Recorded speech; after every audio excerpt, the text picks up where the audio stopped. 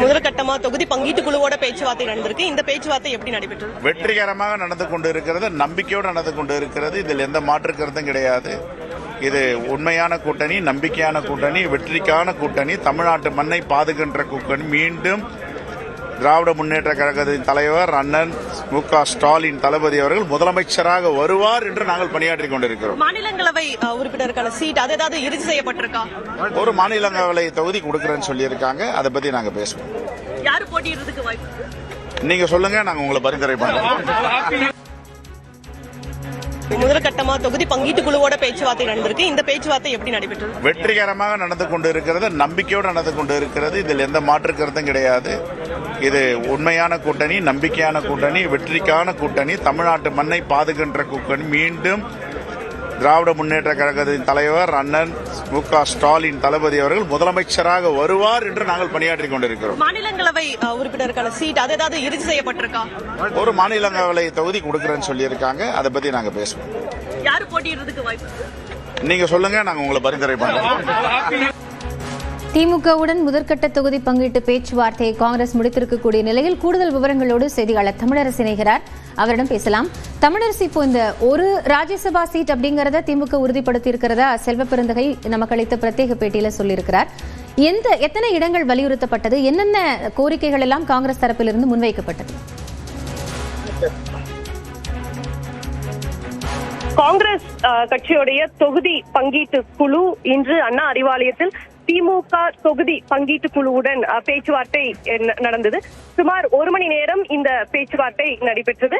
பேச்சுவார்த்தைக்கு பிறகு செய்தியாளர்களை சந்தித்த காங்கிரஸ் கட்சி தலைவர் செல்வ பெருந்தகை மற்றும்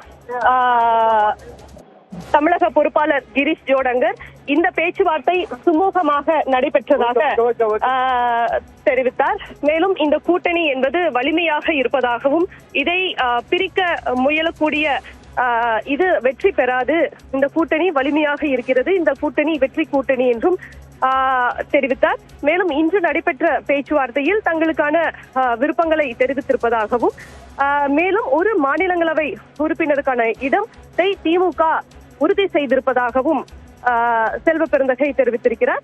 யார் வேட்பாளர் உள்ளிட்ட விவரங்கள் அகில இந்திய தலைமை பேசி வருவதாகவும் விரைவில் இது தொடர்பான அறிவிப்பு வெளியிடப்படும் என்றும் காங்கிரஸ் குழு பேச்சுவார்த்தை குழு தற்போது தெரிவித்திருக்கிறது. தொடர்ந்து அடுத்த கட்ட பேச்சுவார்த்தைக்கு அழைப்பு விடுத்ததும் இந்த பேச்சுவார்த்தை நடைபெறும் என்றும் மாநில தலைவர் செல்வ பெருந்தகை தெரிவித்துள்ளார். திமுக தொகுதி பங்கீட்டு குழுவுடனான பேச்சுவார்த்தையை காங்கிரஸ் முடித்திருக்கக்கூடிய நிலையில் காங்கிரஸ் தரப்பிலிருந்து விருப்ப தொகுதிகளின் இடங்கள் எண்ணிக்கை உள்ளிட்ட கோரிக்கைகள் முன்வைக்கப்பட்டிருப்பதாக தமிழக காங்கிரஸ் கமிட்டி தலைவர் செல்வ பெருந்தகை நியூஸ் 8 அளித்த பேட்டியில் தெரிவித்திருக்கிறார்.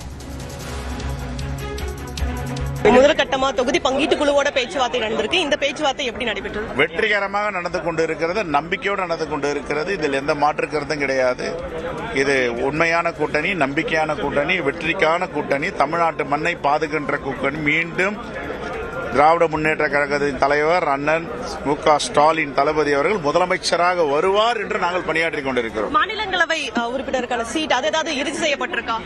ஒரு மாநிலங்களவை தொகுதி கொடுக்கறேன்னு சொல்லியிருக்காங்க. அதை பத்தி நாங்க பேசுவோம். யாரு போட்டியிடுறதுக்கு வாய்ப்பு? நீங்க சொல்லுங்க, நாங்க உங்களை பரிந்துரை பண்றோம்.